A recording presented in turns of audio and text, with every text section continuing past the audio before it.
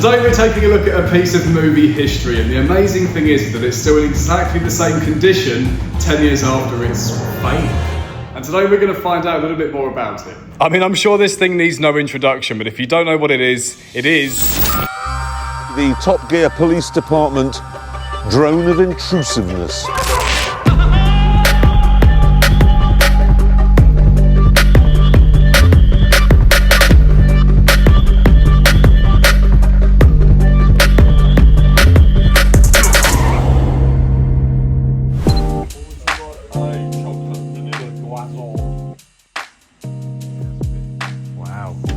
It is dusty. I think that's the first time it's been down since when they flew it for Top Gear. Really? Wow.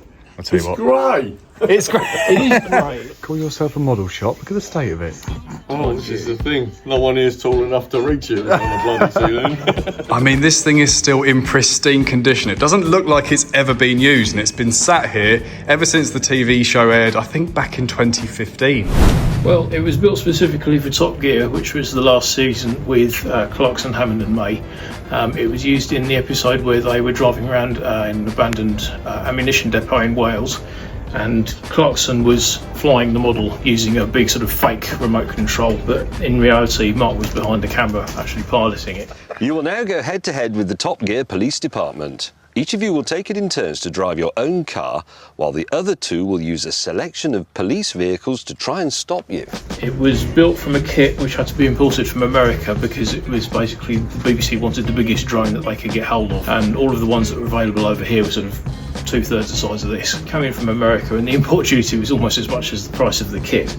It is actually still functional. It's still got all the radio gear and everything inside it, but it's only been flown I think 3 or 4 times. It is incredibly unstable to fly. They actually had to put a 3-axis gyro in it just to keep it under control because it's got a very, very short fuselage but a massive wingspan.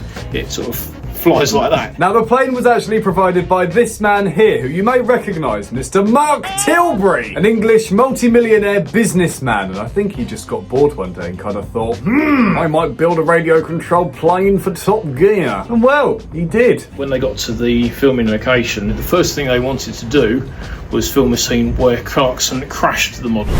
Here we go. The drone of intrusiveness has crashed. So Mark was like, what happens if I get to the point where it won't fly anymore because I've damaged it? So they said, I'll just bash it into that curb over there or something. Against the rather wobbly front nose wheel now. They did actually put a camera inside this pod, which is on a servo, so it does turn left and right, and they did put a GoPro camera in there and try and get some footage using that, but apparently it was so shaky that it was practically unusable. All the footage you see supposedly from this was actually filmed with a Hex Rotor camera platform instead. The question is though, where is it now and what's it been doing for the last 10 years?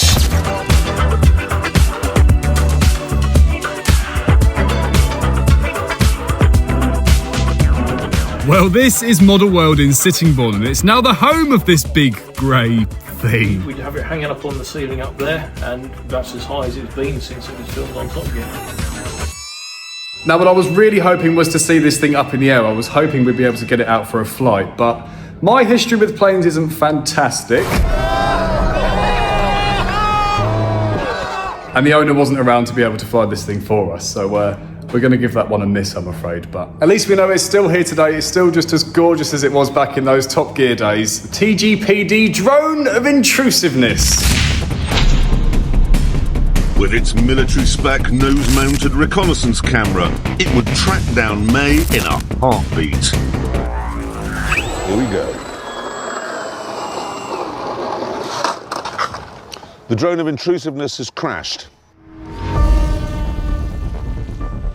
Eventually, I got the drone airborne and began the hunt for OJ May.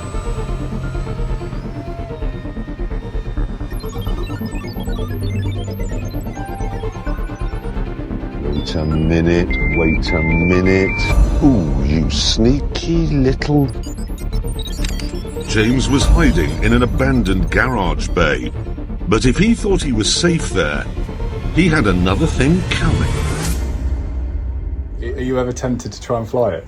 No chance. I'd probably just stick it straight in the floor if I tried to fly this. I would like to say a massive thank you to Model Word for collaborating with me to make this video. I really appreciate it. I was just passing the shop the other day and I saw the plane hanging from the ceiling and thought, that looks like something everyone would love to see. So thankfully they were up for me bursting in there a couple of days later to make this video. So a big thank you to them. If you're in the Maidstone area, then make sure to go and pop in and check them out. It's a kind of quite a broad model shop. They don't just do RC stuff. It's kind of a bit of Warhammer, Airfix, the Hornby trains, all that kind of stuff. So if you are a true modelist, I'm sure you would appreciate it.